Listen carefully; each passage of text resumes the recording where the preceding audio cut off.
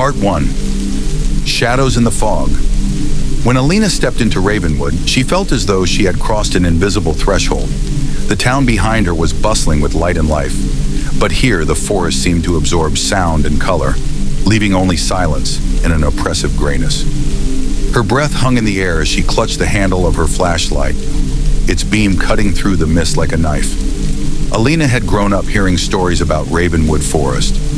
The townsfolk whispered of people who had ventured into the woods and never returned, their fates swallowed by the endless trees.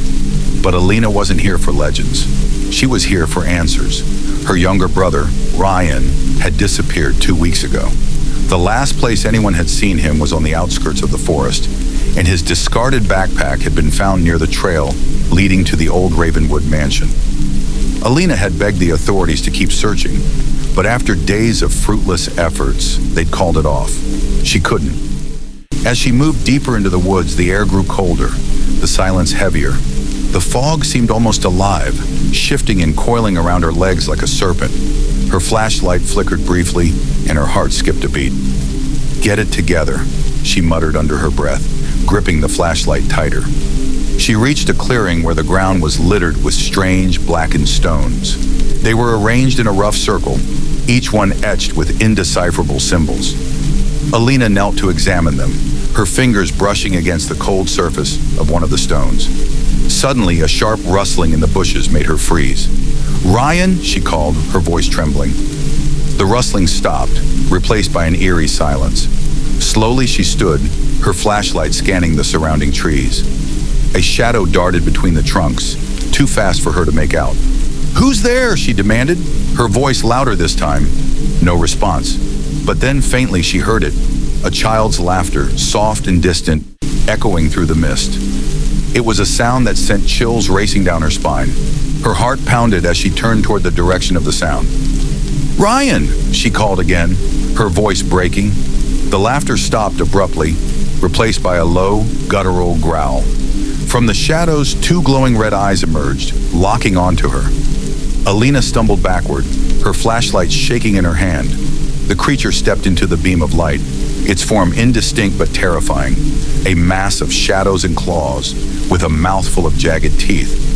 Screaming, Alina turned and ran, the forest seeming to close in around her.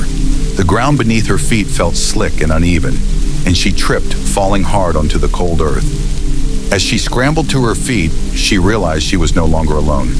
The laughter returned, but this time, it came from all around her. And then she saw them, figures in the mist, their forms barely visible but undeniably human.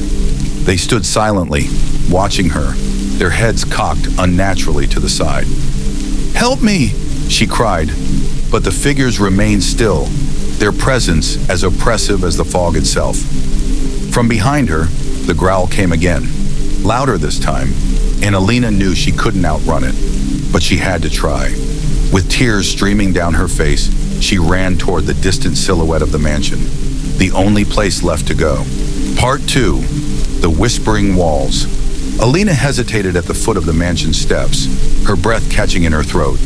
She turned her flashlight toward the door, the beam trembling as it illuminated the dark void within.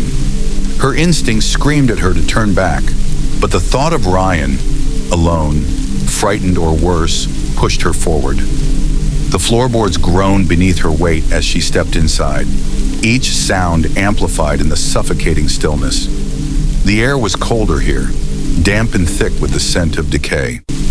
Dust swirled in the faint light from her flashlight, revealing a grand foyer that had long since fallen into ruin.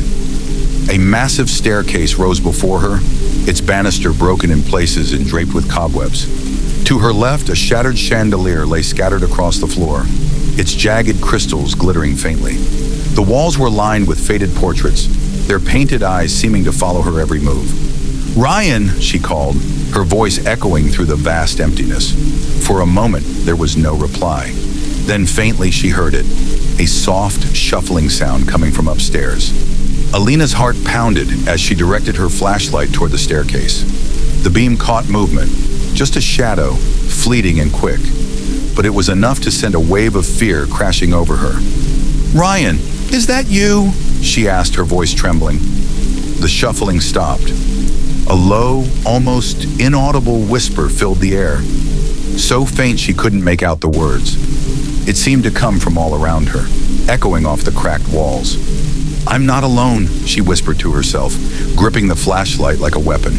With slow, cautious steps, she ascended the staircase. Each creak beneath her feet sounded like a gunshot in the silence. At the top, a long hallway stretched out before her, lined with doors on either side. Most were closed, their paint peeling and warped, but one stood slightly ajar, revealing a sliver of darkness within. Alina's breath hitched as she approached the open door. The whispering grew louder, more distinct, though the words remained just out of reach. Her fingers brushed against the doorframe as she pushed it open, her flashlight cutting through the shadows. The room was small, almost bare, save for a single rocking chair positioned in the center. It creaked back and forth, though no one sat in it. The walls were covered in strange symbols, scratched deeply into the wood as though by clawed hands. On the floor, scattered amidst the debris, was something that made Alina's blood run cold. Ryan's favorite baseball cap, stained with dirt. She rushed forward, picking it up with trembling hands. "Ryan!" she called again, her voice breaking. The whispering stopped abruptly, replaced by a deafening silence. Then from the corner of the room, a figure emerged. A small child, his face obscured by shadow. Alina's heart leapt. "Ryan!" she cried, reaching out to him. But as the figure stepped into the light, she froze. It wasn't Ryan. The child's skin was pale, almost translucent, and his eyes were black pits that seemed to pull in the light. He smiled, revealing rows of jagged teeth. Before she could react, the child let out a bone-chilling scream that echoed through the room, rattling the very walls. The rocking chair stopped abruptly, and the symbols on the walls began to glow with a sickly red light. Alina stumbled backward, dropping the flashlight as the room seemed to close in around her. The child advanced, his movements jerky and unnatural, his smile growing wider. Just as she thought she could bear no more, the door slammed shut, and the room was plunged into darkness. The whispers returned, louder now, and filled with a malevolent glee. Alina screamed, her voice lost amidst the cacophony. She scrambled for the door, her fingers clawing at the wood, but it wouldn't budge. Something cold and sharp brushed against her neck, and she spun around only to see the child standing inches away, his empty eyes locked onto hers. Then everything went silent. Part 3. The Corridor of Echoes. Alina's breath came in shallow gasps as she pressed herself against the door, her fingers scraping at the rough wood in a futile attempt to escape. Her flashlight was gone, swallowed by the darkness. The whispers grew louder, almost as if mocking her fear, their sinister tones weaving an incomprehensible chant. "Leave me alone," she screamed, her voice cracking. The room shifted. The walls seemed to stretch and twist, their surfaces rippling like water. Suddenly, the door behind her gave way, and she stumbled backward into a narrow hallway illuminated by a dim, flickering light. The corridor stretched endlessly in both directions, its walls lined with faded, crumbling wallpaper. Ornate picture frames hung askew, their glass cracked and cloudy. The portraits inside were of people she didn't recognize, men, women, and children, all with hollow, despairing expressions. As Alina took a step forward, she realized the pictures were changing. The faces in the frames began to twist, their eyes following her as she moved. One by one, their mouths stretched open in silent screams, as though warning her to turn back.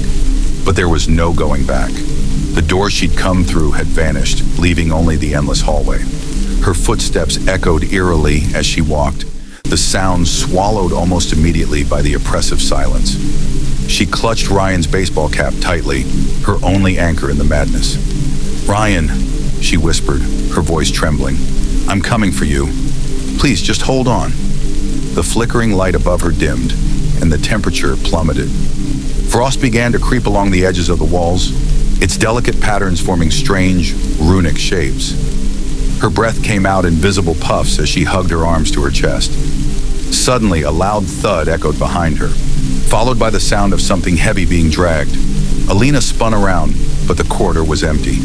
"Who's there?" she called, her voice shaking. The dragging sound grew louder, accompanied by a low, guttural growl. It was coming closer. Alina broke into a run, her heart pounding as the hallway seemed to stretch endlessly before her. Doors lined the walls on either side, each one closed and unmarked. She reached for the nearest handle, desperate for an escape, but it wouldn't budge. She tried another and another. Each door was locked tight. The growling was right behind her now, accompanied by the faint metallic clinking of chains. Alina dared to glance back, and what she saw made her blood run cold. A hulking figure loomed in the shadows, its body wrapped in chains that dragged noisily across the floor. Its eyes glowed a malevolent red, and its elongated arms ended in clawed hands that scraped against the walls as it moved.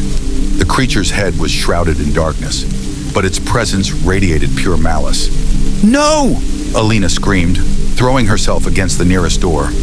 This time, it gave way, and she tumbled inside, slamming it shut behind her. She pressed her back against the door, her chest heaving as she tried to catch her breath. The room she had entered was small and suffocating, lit by a single flickering candle. Strange symbols were carved into the wooden floor, forming a circle in the center of the room. On the far wall, a large mirror hung crookedly, its surface clouded with grime. As Alina approached it, the whispers returned, louder and more urgent. The mirror began to clear, revealing a faint reflection of her terrified face. But something was wrong. The reflection didn't match her movements.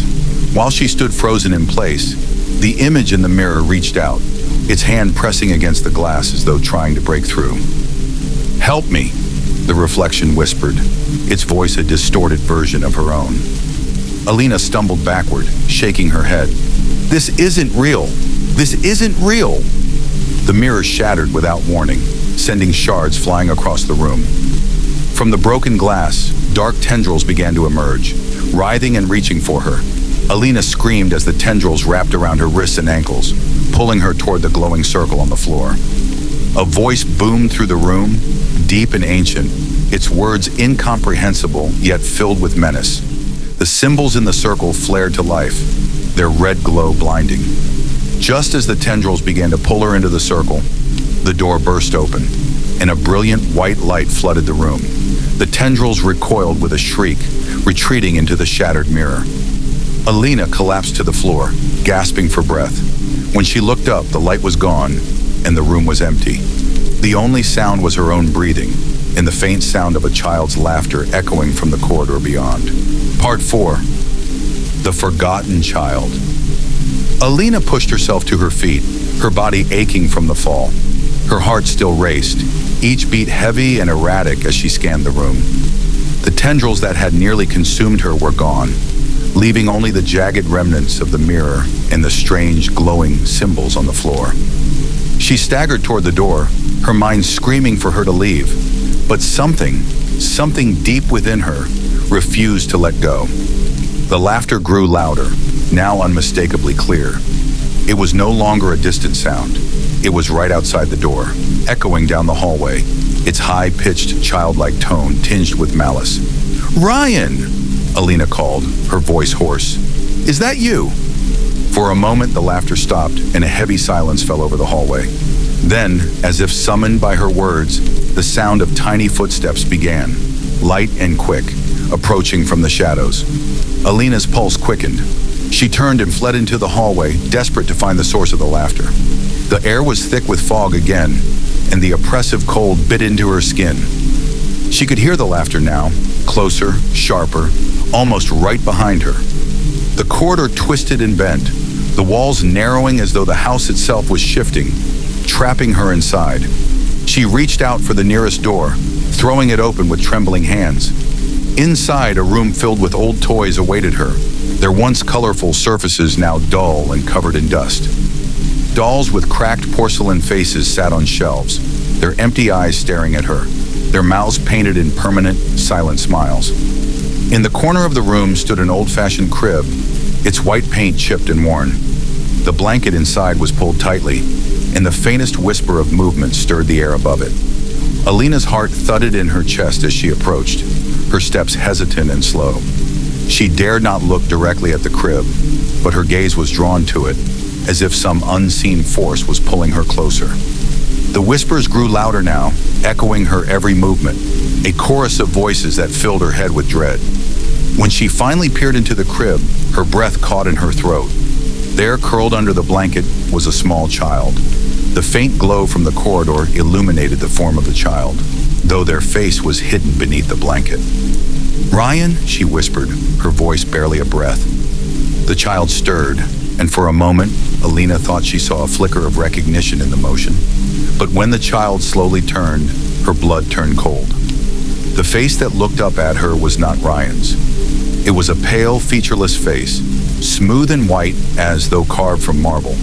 The child's eyes were black pits, empty voids that seemed to draw in the light, and its mouth twisted into a sickening smile, too wide, too unnatural. Alina stepped back, choking on the scream that rose in her throat. The child, if it could even be called that, reached out with spindly arms, its hands long and twisted like claws. It spoke, but its voice was not the voice of a child. It was deeper, older, like a voice from the grave. "Leave, before the others wake." The words sent a jolt of terror through her. Alina turned and ran, the sound of the child's laugh echoing in her ears as she fled down the hallway. The walls seemed to close in around her, and she could feel the heat of something following just behind her, the very air thickening with a presence she could not comprehend. She burst through the nearest door, stumbling into a vast, decaying ballroom. The once grand chandeliers hung low, their crystals shattered and long forgotten. Dust motes swirled in the faint light that filtered through the broken windows, and the grand mirrors lining the walls reflected nothing but shadows. In the center of the room, an old piano sat, its keys yellowed and cracked. And there, standing before it, was a figure, a woman tall and gaunt, her back to Alina. Her long, dark hair hung in tangled strands, and her dress, though once elegant, was torn and tattered. The woman's hands hovered above the piano keys as though poised to play, but there was no sound, only the distant echoes of music that seemed to come from everywhere at once. "Who are you?" Alina whispered, her voice barely audible. The woman turned, her movements slow and deliberate. Her face was gaunt, her eyes empty, and her lips stretched into a smile that was both sad and knowing. "You shouldn't have come," she whispered, her voice echoing in the vast empty room. Part 5. The Shadows Awaken. Alina's heart pounded in her chest as the room seemed to warp around her. The growling noise continued, growing louder, deeper, until it felt as if the very walls of Ravenwood were alive with malice. She turned, trying to run, but her feet felt rooted to the floor. The woman's hollow gaze followed her every movement, and Alina could feel her skin prickle under the weight of it. "What do you want from me?" Alina whispered, barely able to form the words. The woman didn't respond. Instead, she pressed down on the piano keys, sending a shrill, dissonant sound through the air that seemed to cut straight through Alina's mind. The room seemed to distort with each note, the floor stretching and shifting, as though the mansion itself were alive and responding to the sound. Alina staggered backward, trying to push her way through the door she had entered from, but it was gone. The doorframe had vanished, replaced by an endless expanse of shadow that seemed to stretch beyond the walls. "Please," Alina begged, her voice trembling as she dropped to her knees. "I just want to find my brother. Please help me." The woman's mouth twitched upward in a sad, twisted smile. She lifted her hand from the piano keys and the room fell into silence. Then she spoke, her voice soft but cold, like the whisper of the dead. "Help? You?" she echoed. "No one can help you now. The shadows, they've awakened." Before Alina could process the words, the room began to change again. The walls shuddered, and the mirrors cracked further, pieces of glass falling to the ground like shards of forgotten time. The shadows around her deepened, stretching and twisting like living things, creeping toward her with unnatural speed. From the farthest corner of the room, a new sound joined the growling, the sound of chains dragging across the floor, clinking like the rattle of bones. Alina turned, her heart in her throat, to see the dark figure from earlier, the one wrapped in chains, emerging from the shadows. Its eyes glowed with a fierce, fiery red light as it moved toward her, its chains dragging behind it like a curse made physical. The creature's form was massive, its body shrouded in shadow, and its face was nothing but a void, an empty space where a human visage once was. It reached out with clawed hands, its fingers curling as though to tear through the very fabric of reality. "Run!" the woman hissed, her voice suddenly sharp and urgent. "Run, or you will be lost here forever!" The chains rattled as the creature lunged toward Alina, its massive form filling the room. Alina scrambled to her feet, her body screaming in protest, but she didn't dare hesitate. She turned and ran, the sound of chains clanging against the floor growing louder and more insistent. As she sprinted down the hallway, the mansion seemed to shift again, the walls warping and narrowing as though it were trying to trap her inside. The whispers returned, louder this time, 1,000 voices filling her head with promises of doom. And then, as if the mansion itself had become a living entity, the lights above her flickered once more, and she heard a voice, a low, gravelly whisper that seemed to come from the very walls themselves. "Welcome to Ravenwood, Alina." Her breath caught in her throat. She looked over her shoulder and saw the dark figure closing in, its clawed hand nearly brushing her back. Her legs burned with exhaustion, but there was no choice but to keep running. She barreled through a doorway and found herself in another room, this one different from the others. It was vast, and at its center stood an altar, covered in strange symbols and surrounded by candles that burned with a pale, sickly flame. The air in this room was thick, suffused with a sense of ancient evil, and the shadows around her seemed to pulsate with life. The figure from the shadows was gone, but the sense of dread remained, lingering like a suffocating fog. Alina's eyes darted across the room, and then she saw it, something that made her heart stop. In the corner of the room, standing alone in the dim light, was a small child. His pale face was turned away from her, his small hands clasped tightly in front of him, his fingers twisted unnaturally. The child turned slowly, and as his eyes met hers, Alina felt the world around her begin to shift again. His eyes were black, completely black, devoid of any humanity. "Ryan," Alina whispered in disbelief. The child's lips parted, and for a moment, Alina thought she saw a flicker of recognition. But the child's mouth twisted into a grotesque, impossibly wide grin, and he spoke in a voice that was not his own, deep, raspy, and filled with malice. "You shouldn't have come," he said, his voice sending a chill down her spine. "Now you'll never leave." Before she could react, the child began to move toward her, his steps slow, deliberate, and impossibly steady. The shadows in the room grew longer, reaching out like tendrils, as though they were alive and feeding on her fear. Alina's heart raced. She needed to escape. There was no time left. She turned and fled toward the door, but it was gone, swallowed by the darkness. The shadows closed in, and in the distance, the growling began again. Part 6, The Wraiths of the Past. Alina's breath came in short, panicked gasps. Her pulse thundered in her ears as she spun around, desperate to find a way out of the room. But the door she had come through had disappeared, replaced by walls that seemed to close in around her.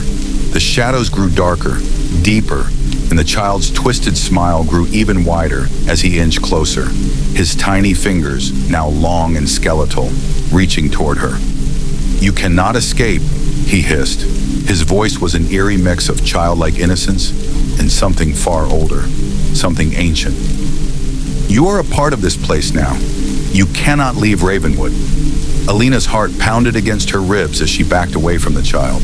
Her legs trembled beneath her, her feet feeling like lead as she stumbled in the shifting shadows. The cold that had settled over her body was unbearable, and with every breath, the air grew heavier. She reached out for something to hold on to, but all she could grasp was the cold stone floor, smooth and unforgiving. The child's laughter echoed in her ears, and the room began to pulse with a malevolent energy. Alina's hands flew to her ears as she tried to block out the sound, but it only grew louder, more insistent. Then the laughter stopped, replaced by something far worse, a deep, guttural growl that seemed to come from the walls themselves. In the far corner of the room, the shadows shifted, coalescing into something far larger. Alina turned in horror as the shape took form, a massive, dark, wraith-like figure, its outline barely visible in the dim light. but its presence suffocating. The creature was composed entirely of swirling, roiling shadows, and its eyes burned with a hellish red glow. It was the same figure that had followed her through the mansion, the one wrapped in chains, dragging them with an ominous rattle. But this time the figure was no longer distant. It was here, right before her, its form towering over her in a dark and oppressive silence. "You're not alone, Alina," a voice whispered, low and deep, as if it came from within the very shadows themselves. "The wraiths are waking. The curse of Ravenwood will never let you leave." The air around her crackled with energy, and for a moment, Alina thought the shadows might consume her entirely. She stumbled backward, her heart racing. Her thoughts scrambled as the wraith approached. Its eyes locked onto hers, and in that instant, she saw something, a glimpse of a past long buried, a memory. She was a child again, standing in a room much like the one she was in now, the same shadows swirling around her. But this time, she wasn't alone. A figure stood before her, a woman in a dark dress, her face obscured by the same black voids that filled the wraith's eyes. The woman reached out, her hands long and skeletal, like claws that gripped the very fabric of the past. "You will never leave," the woman whispered, her voice carrying a haunting familiarity. "You are a part of Ravenwood now." The memory vanished as quickly as it had come, and Alina found herself staring into the burning eyes of the wraith. She could feel its presence deep within her bones, a suffocating weight that threatened to crush her spirit. "No! No!" she cried, taking another step back. I can't be a part of this." But the wraith didn't move. It simply stood, watching her with its unblinking eyes, as if waiting for her to accept the truth. And then from the darkness surrounding them, more figures began to emerge. Others like the wraith, their eyes glowing red, their forms indistinct but full of hunger. Alina's breath hitched. There were more of them. Dozens. Hundreds. The very shadows had come alive. The curse of Ravenwood had claimed them all. Suddenly the ground beneath her feet cracked, splitting open like an old grave. Alina screamed as she felt herself falling, her body weightless, pulled toward an unknown abyss. She reached out, trying to grab onto something, but there was nothing. Nothing but the darkness that swallowed her whole. The last thing she saw before the shadows consumed her was the face of the child, his black eyes staring at her with an empty, soulless gaze. And then, nothing. Part 7. The Echoes of Lost Souls. Alina's heart raced as the darkness enveloped her. The last breath she took felt like it could be her last. So cold, so empty. Her mind spun in a whirl of confusion and terror. She had no idea where she was, or how much time had passed since she had fallen into this endless void. For a moment she couldn't feel her body. It was as if she had become part of the darkness itself, suspended in some strange limbo. She tried to scream, but her voice was swallowed by the void, her cries dissipating into nothingness. "Help! Please!" she whispered into the silence, though she knew no one could hear her. But then, through the thick fog of her panic, a faint light began to emerge, so faint it could have been a trick of her mind. It flickered weakly, casting a soft glow that seemed to push the darkness away just enough for Alina to see. Slowly, cautiously, she floated toward the light, reaching out with trembling hands. The light grew brighter as she approached, revealing the faint outline of a figure. It was a shadow, but not quite like the wraiths or the shadows of Ravenwood. This figure seemed familiar. She reached out, her fingers brushing against the cool air around the shape, and suddenly she was no longer floating. The ground beneath her feet solidified, and she stood in a place that felt both foreign and familiar. She looked around. The scene was a ruin, a long abandoned hallway, its walls crumbling, the air thick with dust. The windows were shattered, the shards of glass scattered across the floor. The once grand tapestries hung in tatters, their fabric faded and torn. And standing in front of her was the figure, a woman. Her face was obscured by a veil of darkness, but the shape of her features was unmistakable. She was tall, gaunt, her body cloaked in tattered black robes that fluttered like the wings of a crow. Her hands were outstretched toward Alina, her fingers long and skeletal. "You've come back," the woman said, her voice hollow, yet filled with a deep, sorrowful resonance.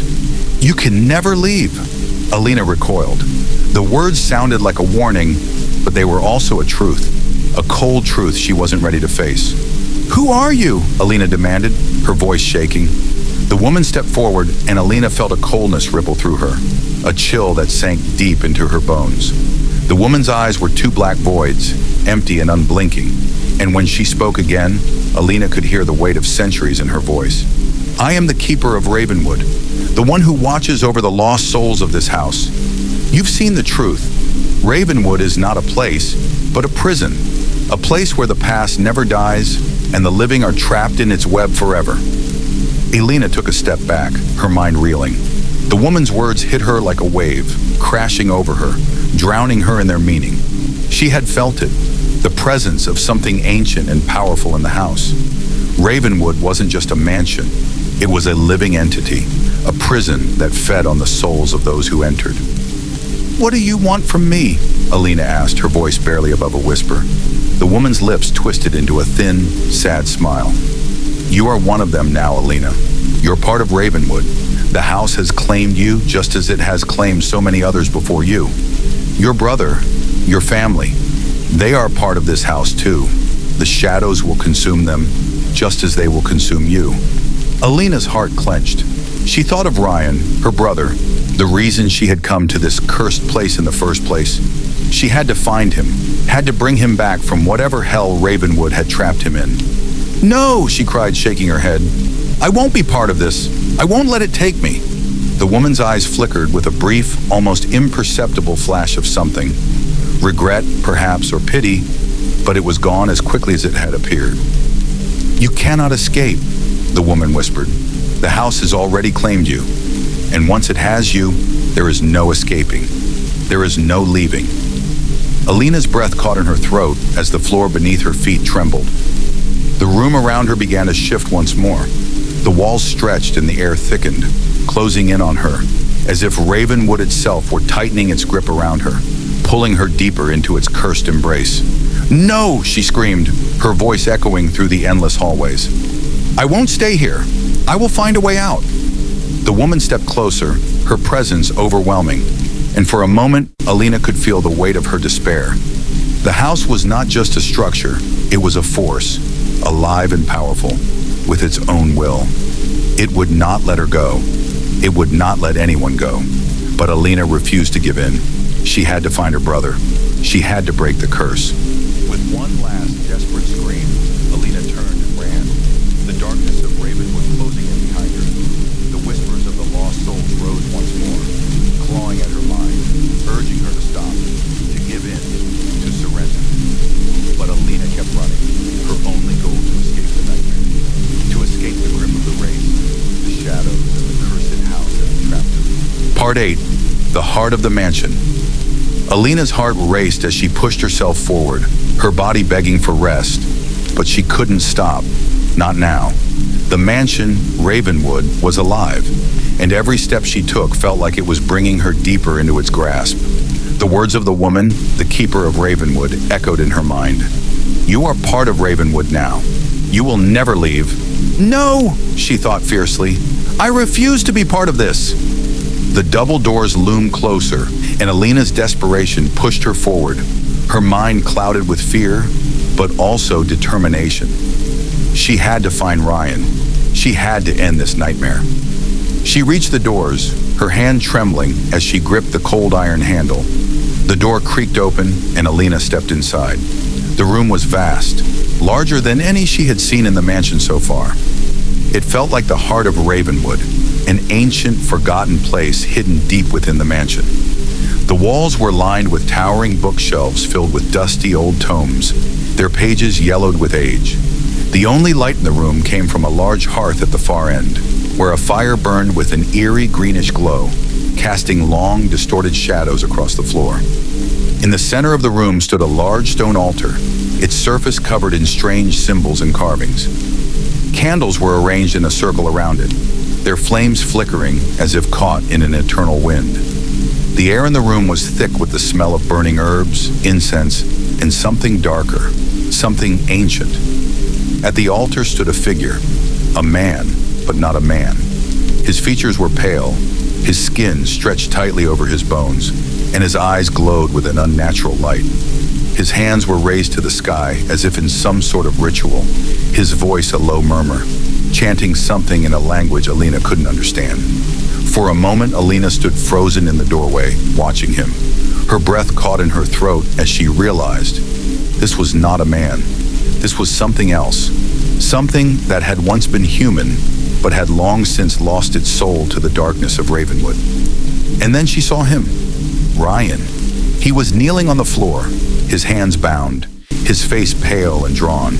His eyes were wide open, but they seemed empty, as if the life had been drained from them. He didn't look up when Alina called his name. Ryan! Ryan! It's me! I'm here!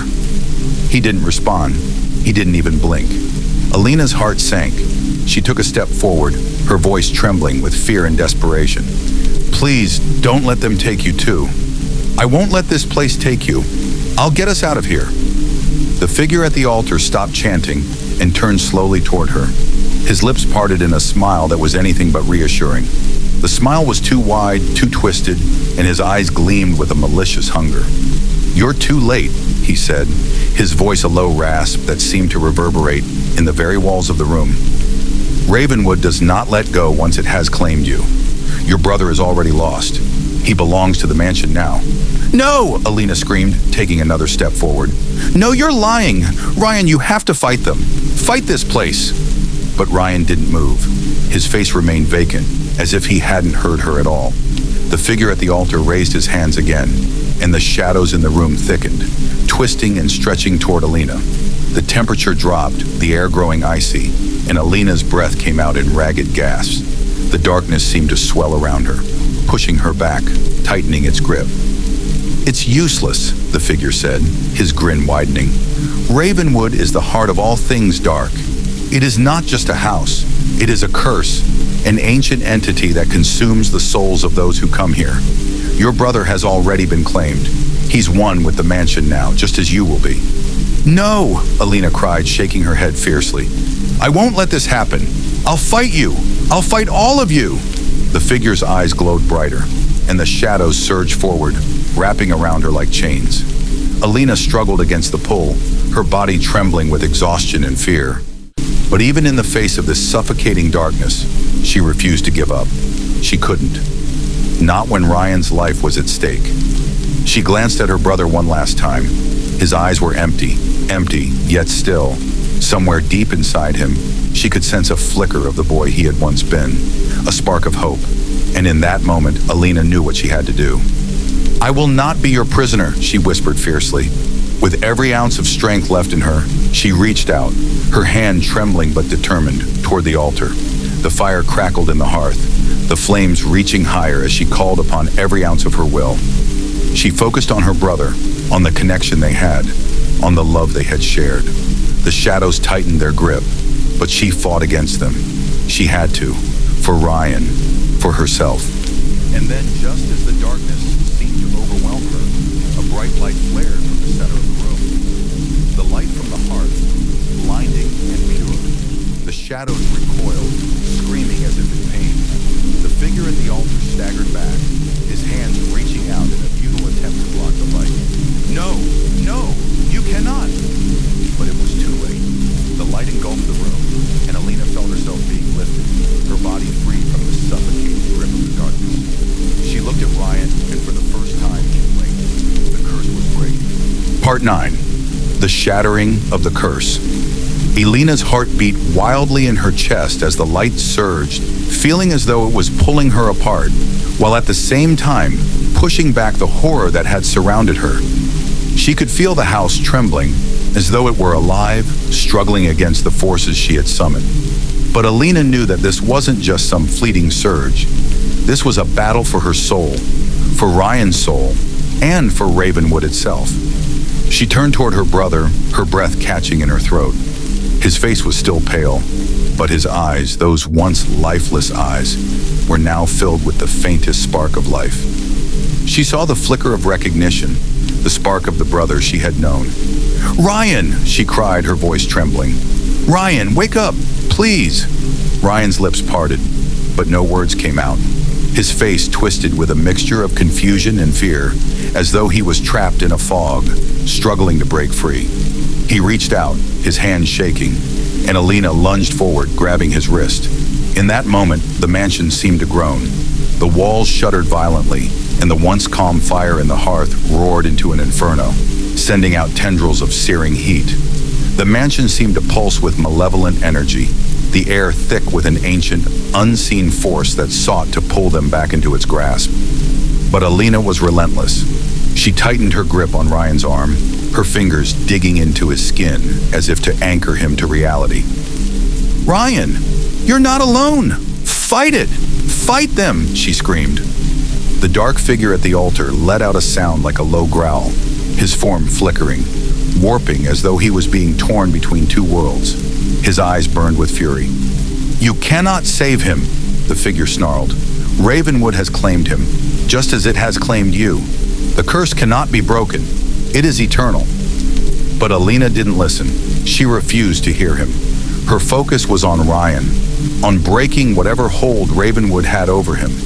She could feel it now, an ancient force, an evil so old that it seemed to stretch back through time itself, trying to reach into her very soul. It was Ravenwood, alive and feeding off their fear, their desperation. She could almost hear the mansion whispering, trying to pull her in, to claim her as one of its own. No, she whispered, her voice low but full of unshakable determination. I won't let you take him. I won't let you take us. The fire around the hearth surged once more, a wave of white-hot heat that cut through the shadows. The light intensified, and Alina felt it, a power, ancient and fierce, coming from within herself. She could feel the connection to the house, to the curse, to everything that Ravenwood represented. And with that connection, she realized something profound. The curse could be broken, but only if she was willing to let go of everything Ravenwood had taken from her. Ryan, she whispered, her voice trembling. I love you. We're getting out of here. Together. And with those words, something inside her snapped. The fire flared to life, burning away the last remnants of the mansion's shadows. The wraith at the altar screeched in agony as the light engulfed him, his form crumbling to dust before their eyes. The darkness, the oppressive weight of Ravenwood, began to disintegrate as well. But even as the mansion trembled, even as the curse began to lift, Alina knew it wasn't over. Ravenwood had been built on more than just stone and mortar. It was a place of ancient power, fed by the souls it had trapped for generations. Breaking the curse wasn't just about escaping. It was about unraveling the very essence of the mansion, and that would take more than just a moment of strength. You cannot destroy what is eternal, the figure at the altar whispered, his voice now a faint echo, almost drowned out by the roar of the flames. But Alina wasn't afraid anymore. The flames had consumed the figure, the last remnants of his form disappearing into the light. She turned to Ryan, still holding his hand, feeling the life return to him, feeling the weight of the curse lift from his shoulders. Come on, she said softly, pulling him to his feet. We're leaving this place. We're going home. But as they turned to leave, Alina felt the ground beneath them tremble. The house wasn't done yet. The mansion was still alive, still hungry. It wanted to keep them trapped. And though the curse was weakening, Ravenwood's heart was not so easily destroyed. Part 10, The Final Eclipse. Alina's heart pounded in her chest as she reached for Ryan, her grip tightening around his wrist. The faint glimmer of hope that had burned within her was now dimming, smothered by the house's refusal to let them leave. Ravenwood was a living entity, and it had fed off their fear, their desperation, for too long. We have to get out of here, Alina gasped, her voice trembling with fear, but also something else, a determination, a fire that refused to go out. Ryan, though pale and weak, finally met her gaze. His eyes, no longer hollow and vacant, were filled with something that Alina hadn't seen in him since they'd first entered the mansion. Clarity. He nodded, his voice hoarse but steady. We will, he said, his hand tightening around hers. Together. But as they turned, the house seemed to fight them. the walls shifting, narrowing the space, the air growing thick with an unnatural cold. It was as if Ravenwood itself had a heartbeat, slow, deep, and ominous. And that heartbeat was pulsing through every crack, every corner. The mansion was alive, breathing, suffocating them with its malevolent force.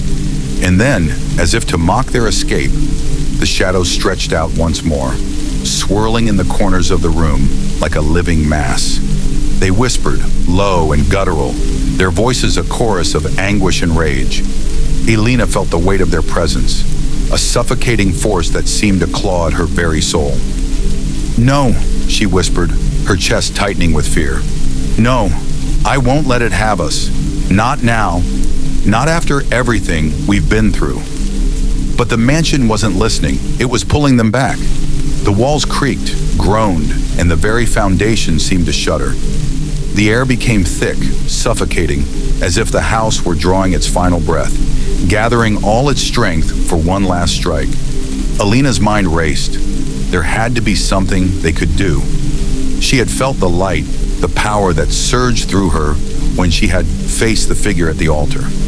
There had been a connection to the house, a thread that tied her to it. She had broken part of the curse. She had freed Ryan, but there was more to do. She glanced at him, her breath coming in ragged gasps. His face was pale, but his eyes were fierce. He was still with her, still fighting. "Ryan," Alina whispered, "the mansion feeds on the souls of those it traps. It's built on darkness. It thrives on fear, on pain. We've seen it, felt it. It's what keeps it alive." Ryan nodded slowly, his eyes never leaving hers. "So we have to take away what gives it power." The words hit Alina like a revelation. She had to destroy Ravenwood's heart, its essence. The curse could be undone, but it wasn't just about breaking the bond between them and the house. It was about severing the house's hold on the souls it had claimed. Her eyes swept the room, landing on the stone altar where the figure had stood. The symbols, the strange markings etched into the stone, were still faintly glowing, pulsing with a dark, unnatural light. That altar, that power, it was the source. Ryan followed her gaze. "We destroy the altar." Alina nodded, a fierce determination hardening in her chest. "We destroy the altar. We destroy Ravenwood." The air around them crackled with tension as they moved toward the altar, the mansion's final defense gathering against them. The shadows surged forward like waves, dark tendrils reaching for them, trying to pull them back. But Alina and Ryan fought against it, pushing forward with everything they had.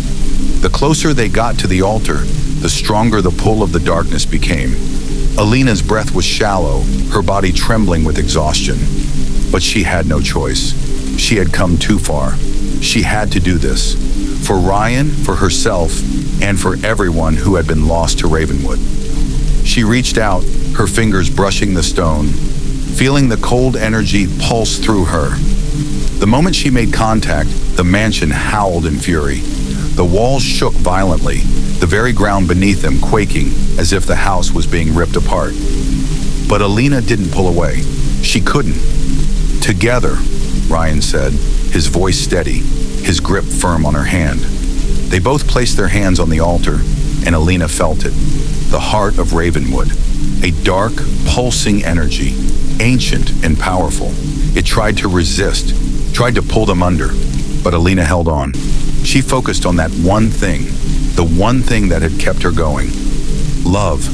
The love for her brother, the love for herself, and the love that would never let Ravenwood win. With a final desperate cry, Alina pushed all of her energy into the altar, and with Ryan by her side, they shattered the darkness. The mansion screamed in agony, its walls cracking, the shadows disintegrating into dust. The very foundation of Ravenwood began to crumble, its curse unraveling piece by piece. The light surged, bright and pure, burning away the last of the shadows. The mansion, the evil that had held them captive, was no more. And then, silence. The end Alina and Ryan stood together in the ruins of Ravenwood, the darkness lifting, the house falling away. The mansion was no more.